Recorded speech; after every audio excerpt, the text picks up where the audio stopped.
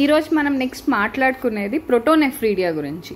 Protonephridia అనేది చాలా important అనమాట. ఎందుకంటే ఎన్సీఆర్టీలో ఒక 2 lines with examples excretory products and its ఎలిమినేషన్లో ఇచ్చుంటాడు.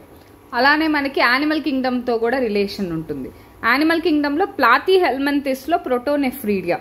ప్లాతీహెల్మింథస్లో మనకి యాక్చువల్గా ప్రోటోనెఫ్రీడియా అనేది ఎక్స్క్రీటరీ ఆర్గాన్ అనమాట.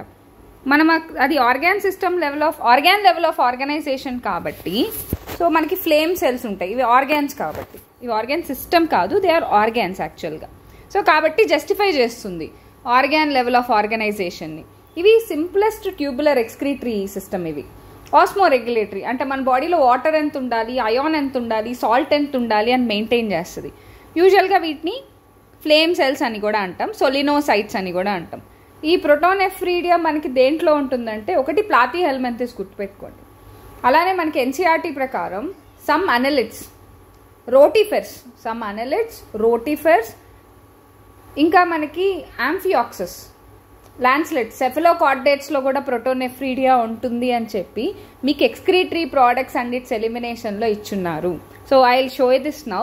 మీకు చూపిస్తాను ఒకసారి ఈ కనెక్టింగ్ పాయింట్ ఎక్కడ అని. మీరు చాలా క్లియర్గా ఇక్కడ చూడొచ్చు. Protonephridia or flame cells are the excretory structures in Platyhelminthes. అంటే ప్లాట్ఫామ్ ఎగ్జాంపుల్ ప్లనేరియా ఇచ్చారు.